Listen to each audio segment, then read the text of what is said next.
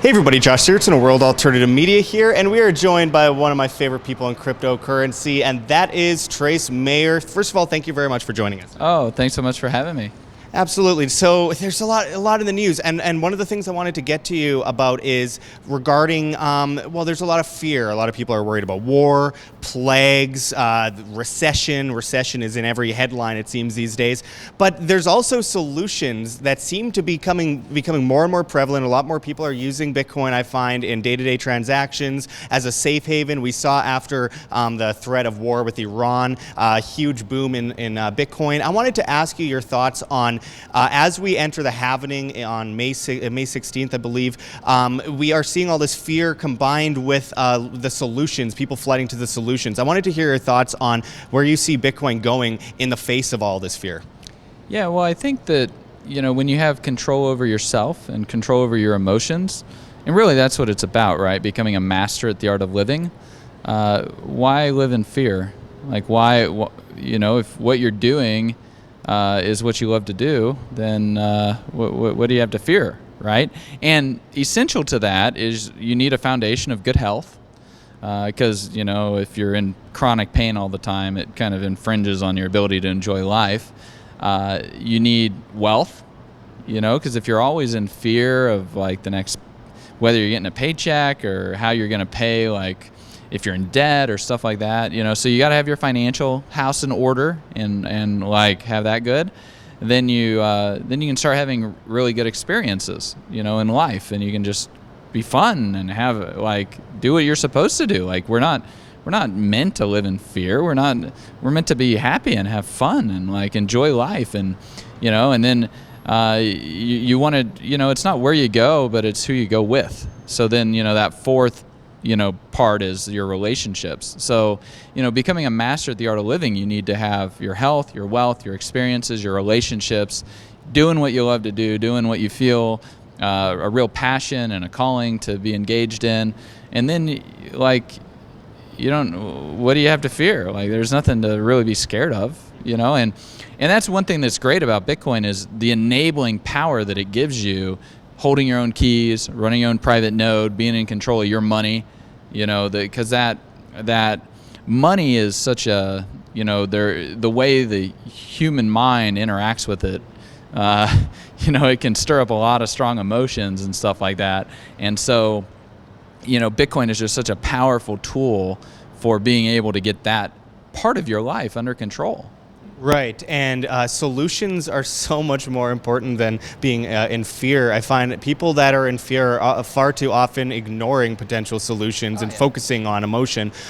We see the halving coming up in May, and obviously a lot of people are talking about it. Lots of speculation, as always, regarding Bitcoin as a currency, Bitcoin as a safe haven, Bitcoin as an investment. I wanted to hear your thoughts on where you see, or speculate or whatever, where you see Bitcoin going following the halving in May. Yeah, so it's great. Bitcoin's a very hard money to produce more of it. Safening's argument in the Bitcoin standard. And so the halvening, 1,800 new Bitcoins every day goes to 900. Like, make them harder to produce. Then everything else being equal, if demand increases, then price is going to significantly increase. And that's what we've seen in all the previous halvings. I think it's impossible for the market to price it in because of the elasticity of the transactional demand for Bitcoin. That's where people are using Bitcoin for only a very short amount of time, and basically they don't care what the price of Bitcoin itself is, they care what the price of the transaction fees are. That's where the elasticity matters for those use cases. And so, that, and when we have that reduction in the saleable supply of Bitcoin, and saleable supply of new Bitcoin, that's where I think we start getting price crunch to happen as that filters through and the market readjusts to the new equilibrium of the flows of the coins. Right, and I wanted to ask, as there are many governments around the world that are publishing papers on digital currency. Many of them, including the Bank of Canada, recently said that they were concerned about things like Bitcoin, and in the face of Bitcoin, they wanted to create their own currency, digital currencies. Many countries around the world have made similar comments in the past. Do you think governments are going to embrace Bitcoin long term, or are they going to try and attack Bitcoin, or does it even matter? Yeah, let's attack math. Like, how's that working out for you? Talking about fear, things like coronavirus, you have to deal with that with science. Like, political dogma and political persecution does not help solve an issue like coronavirus. Quarantining 750 million people, like, you want to talk about destroying what little ideology remains that supports the Communist Party.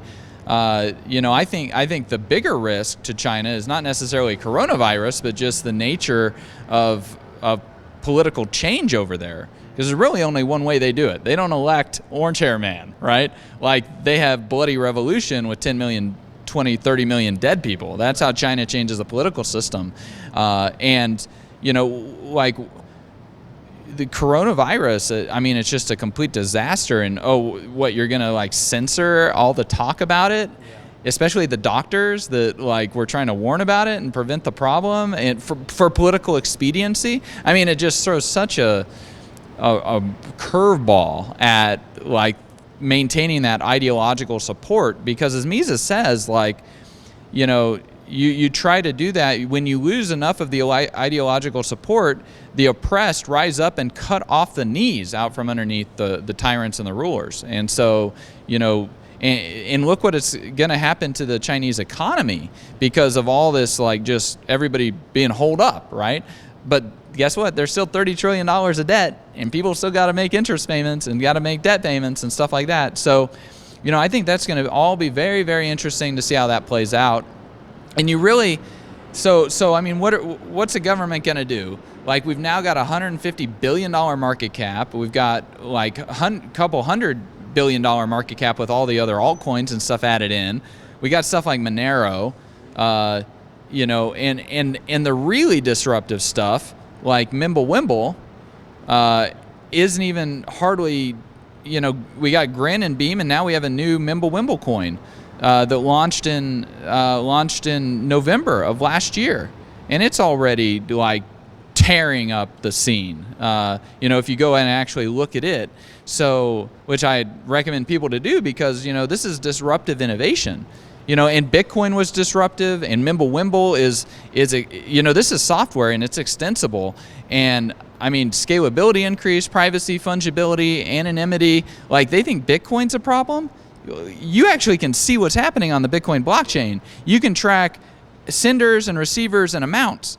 Mimblewimble, none of that. It's all encrypted. Well, absolutely. And still provably scarce with the Fuchsbauer paper. Well, and this is what I wanted to kind of get into as well, is I'm a big believer in evolution via technology and people evolving technologically and fixing the problems with solutions rather than complaining. And, we are facing kind of the tale of two cities here. We got the cashless society that in China, technocratic, attached to the banking system, and people have social credit scores, all this craziness. And then you have things like Monero. Then you have Bitcoin. But obviously Monero is something of great use in a place like China where they have social credit, and we're seeing more and more adoption of these things. At this point, does the government just give up? It just doesn't seem like they're efficient enough to be able to combat this kind of free market revolution that's happening.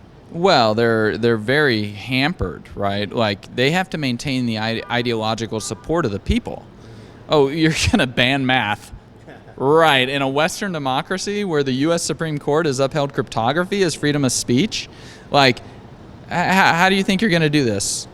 And really, like, you just need to outrun the regulators, right? And so, like, you look at some disruptive innovation. Monero is fine and all, but it's only got $100,000 a day of daily new emission. They're scared of ASICs, so they keep hard forking. They have huge block sizes because you've got these proofs that you've got to do. You have none of that with Mimblewimble, and yet you get better privacy than you do with Monero, because you have cut-throughs that can be done off-chain before it's even broadcast to the network. The disruption that Bitcoin set off, and you will be able to do stuff with Bitcoin that you can't do with Mimblewimble, and you'll be able to do stuff with Mimblewimble that you can't do with Bitcoin. And there's already been both Grin and Beam have done atomic swaps between Bitcoin and Mimblewimble-based coins. And so, like, you're going to be sharing a circulatory system. So instead of a one-headed dragon, you're going to have a two-headed dragon, like, going down the road. And then you're going to have another head and another head. And so, like, what are they like, how do you deal with this thing, right? And the industry is so entrenched now, and there's so much money. And we, like, Kelly Loeffler, the new senator, former BACT CEO, there's getting to be political power. Look at Wyoming and what Caitlin and I and a lot of the other people have done with the legislation in Wyoming. We have a special purpose depository bank. You get full banking, national banking powers with an SPDI in Wyoming. And then we define property rights for the digital assets, which is a massive jurisdictional land grab because the states have property rights jurisdiction, not the federal government. So if the federal government wants to come in and do that stuff, guess what? Wyoming's saying, one, you're attacking freedom of speech, but two, we've already defined this stuff as property. And that case goes straight to the U.S. Supreme Court between two sovereigns, right? I mean, we've just set up so many landmines in this Wyoming legislation for if the feds do try to come and do stuff, and which they don't want to do. They don't want to potentially litigate. But guess what? Like, Caitlin's at the football game, and she walks by the governor, because Wyoming's kind of small, right? And the governor's like, where are my applications? He wants crypto banks in Wyoming. He wants the crypto industry in Wyoming. He wants all those jobs, right? Like, how many tens of thousands of people have HSBC and Bank of America and everybody laid off? And how many people are getting hired at Kraken and Coinbase and Gemini and all the crypto companies? Right. Like, really, like, we're going to try and protect the newspaper industry or the radio industry. Like, it's amazing because, you see a lot of these big old guard systems and industries trying to protect themselves at this point, utilizing the new guard system, and it's quite interesting. It's very inspiring to me. I wanted to finally ask you a question that people keep asking me to ask everyone in the crypto community. I find it kind of silly personally, but I wanted to hear your thoughts on where you see Bitcoin going as far as the price goes by the end of this decade, going into 2030. I've been getting this question all the time. I'm going to ask it. What do you think?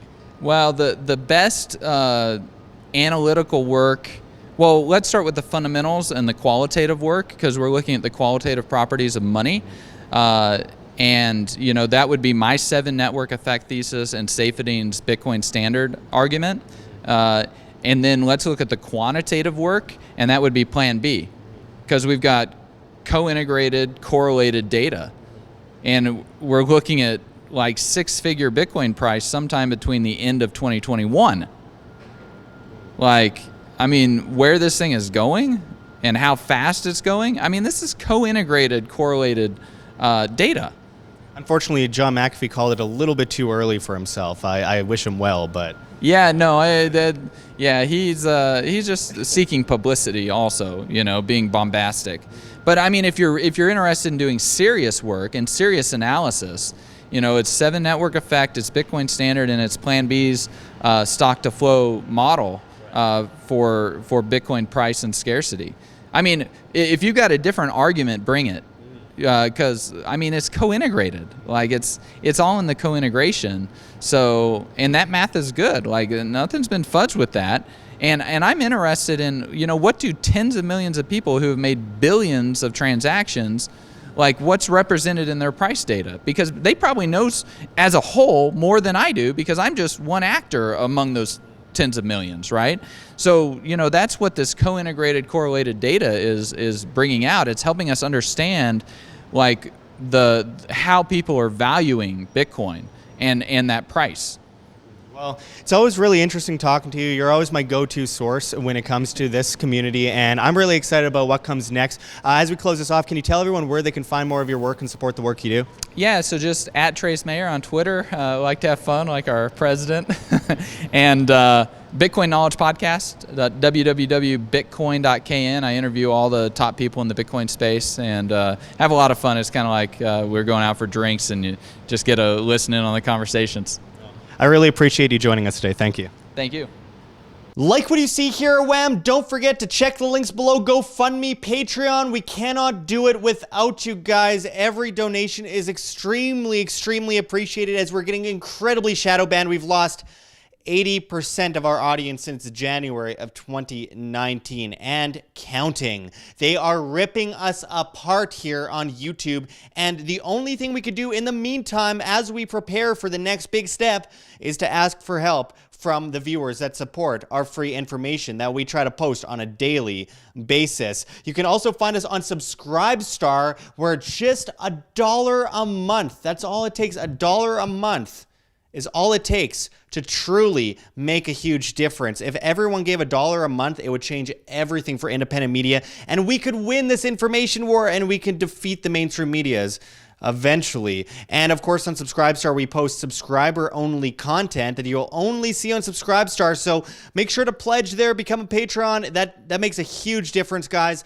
And also, don't forget to check out our Bitcoin address below in the comments and description, as well as on the screen for you to scan, if you please. And also, don't forget to subscribe to us on The Alternatives. We will likely be deleted by YouTube in the next 2 years. It's already happening on a vast scale, so make sure to find us on flote.app. That's flote.app. At Josh Sigurdson, as well as at Wham, W-A-M. Flote.app is replacing every social media, and I mean, it's just incredible the opportunities it provides for not just creators, but for the average person who wants to get away from these nannies telling them what they can or cannot see. They plan to replace Facebook, Twitter, YouTube, Twitch, Tumblr, Reddit, and Patreon. You could subscribe to us on Flote and pledge with cryptocurrency. It's really innovative. We are also on BitChute at World Alternative Media, as well as so many others, Minds, PocketNet. You can find us at World Alternative Media on Instagram. There's many options. And finally, don't forget to join us at Anarchapulco 2020, the famous event, the best liberty event known to mankind, other than perhaps Anarcho Vegas 2020. There are 2 major events coming up that we are extremely excited about, and you can use promo code WHAM, that's W-A-M, and save 10% on your tickets to these legendary conferences. There's so many amazing people speaking there. You won't want to miss it. So make sure to support in any way you can, even if it's just sharing our videos, pressing like, pressing to be notified. Anything helps, folks. You are the change you wish to see. Thanks for watching, everyone. And until next time, this is Josh Sigurdson signing out from World Alternative Media. Find the truth, be the change.